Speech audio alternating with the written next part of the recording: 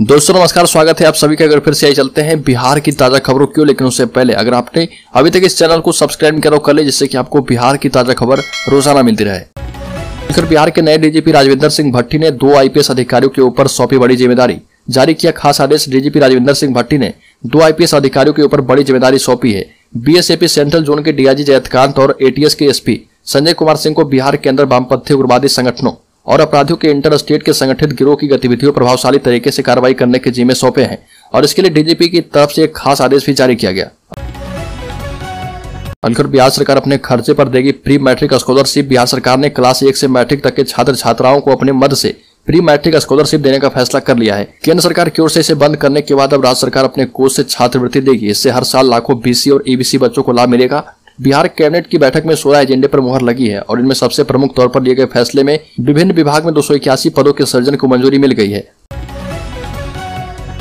मुख्यमंत्री नीतीश कुमार की 5 जनवरी से शुरू हो रही समाधान यात्रा पर नेता प्रतिपक्ष विजय कुमार सिन्हा ने कहा कि यह नीतीश की विदाई यात्रा होगी। नीतीश कुमार सिद्धांत विहीन राजनीति करते हैं। एक और विधानसभा और सरकारी भवनों पर महात्मा गांधी के साथ सिद्धांत को लिखवाते हैं, दूसरी ओर वही नीतीश कुमार सिद्धांत विहीन राजनीति करके भ्रष्टाचारी और जातीय उन्माद फैलाने वालों की गोद में जाकर बैठ जाते हैं।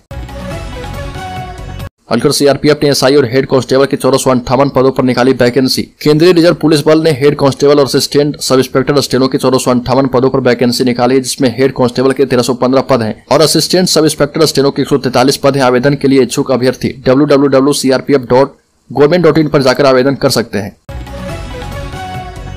सुशील मोदी को जेपी नड्डा से मिलने नहीं दिया गया। सुधाकर पर घमासान के बीच जेडीयू का बीजेपी पर वार। बिहार में आरजेडी नेता सुधाकर सिंह को लेकर जारी राजनीतिक घमासान के बीच जेडीयू ने अब बीजेपी पर पलटवार किया। जेडीयू उपाध्यक्ष एवं एमएलसी संजय सिंह ने पूर्व डिप्टी सीएम सुशील मोदी पर पलटवार किया और कहा कि सुधाकर सिंह के साथ क्या होगा और क्या नहीं, यह आरजेडी का मामला है, लेकिन बीजेपी में भी सब कुछ ठीक नहीं है। बीजेपी अध्यक्ष जेपी नड्डा के बिहार दौरे के वक्त सुशील मोदी को उनसे मिलने नहीं दिया गया।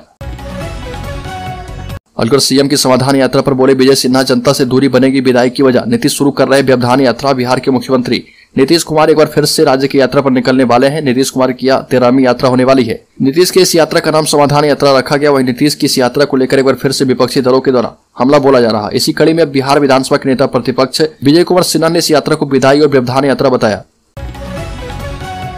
मुख्यमंत्री नीतीश कुमार ने राज्य के आईएएस अफसरों को दिल्ली से दूर रहने की सीख दी और कहा कि प्रशंसा के चक्कर में मत पड़िए। दिल्ली वाला प्रशंसा की चर्चा भी कीजिएगा तो लगेगा कि वही लोग काम कर रहे हैं। नीतीश कुमार ने आईएएस अफसरों से कहा कि दिल्ली जाने के चक्कर में मत रहिए, हमारी इच्छा का ख्याल रखकर काम कीजिए, जनता आपकी प्रशंसा करे, इस पर ध्यान दीजिए। पटना के ज्ञान भवन में जल जीवन हरियाली पर आयोजित कार्यक्रम में मुख्यमंत्री नीतीश कुमार ने योजनाओं के क्रेडिट को लेकर कई बार बातें की और अंत में अफसरों को भी इसी बहाने सीख दे दी। पटना समेत 5 जिलों में कोरोना केस। गया में 11 एक्टिव केस। आपको बता दें कि बौद्ध धर्मगुरु दलाई लामा के दर्शन हेतु गया पहुंचे विदेशी सैलानियों के जरिए बिहार के गया तक पहुंचा कोरोना। अब राज्य के 5 शहरों में फैल चुका है। गया में सबसे ज्यादा एक्टिव 11 केस हैं। इस बीच पटना में 2, अरवल, भागलपुर और दरभंगा में 1-1 केस सामने आए हैं। पटना में केस निकलने के बाद कोरोना के बुरी तरह फैलने का खतरा रहता है। अब तक कोरोना की जितनी भी लहरें आई है उसमें सबसे तेज संक्रमण पटना में ही फैला है। ओवैसी के बिहार में बढ़ते प्रभाव को देखते हुए महागठबंधन बेताब नजर आ रहा। खासकर जेडीयू में खरबली साफ नजर आ रही है। हाल ही में गोपालगंज और कुर्नी उपचुनाव ने बिहार के सेकुलर नेताओं की चिंता बढ़ा दी है। शायद यही वजह है कि सीएम नीतीश कुमार ने पार्टी के तमाम मुस्लिम नेताओं के साथ बैठक कर एआईएमआईएम के बढ़ते कद को बिहार में रोकने की रणनीति पर चर्चा की। पटना में 8वीं की छात्रा से गैंगरेप। कोचिंग से लौटने वक्त अपहरण कर वारदात को दिया गया अंजाम। बिहार की राजधानी पटना में छात्रा से गैंगरेप का मामला सामने आया। 5 अपराधियों ने मिलकर घटना को अंजाम दिया। घटना से गुस्साए लोगों ने जमकर प्रोटेस्ट किया है। लोगों ने पुलिस से आरोपियों को गिरफ्तार कर कार्रवाई की मांग की। वहीं घटना के बाद सभी आरोपी मौके से फरार हो गए।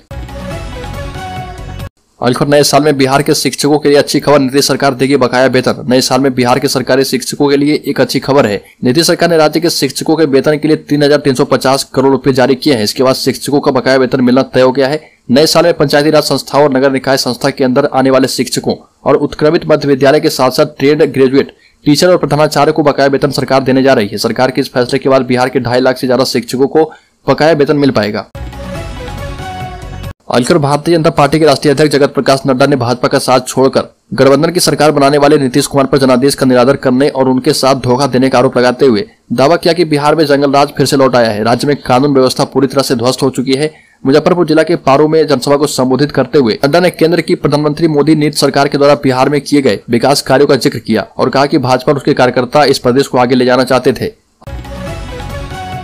अलीगढ़ छपरा जहरीली शराब कांड की जांच सीआईडी करेगी। 78 मौतों के मामले में सुप्रीम कोर्ट में सुनवाई। बिहार के छपरा में जहरीली शराब कांड की जांच अपराध अनुसंधान विभाग यानी सीआईडी की मध्य निषेध इकाई को सौंपी गई है। इसके साथ ही सुप्रीम कोर्ट में जहरीली शराब कांड की एसआईटी से जांच कराने और मुआवजे की मांग वाली याचिका पर सुनवाई होगी।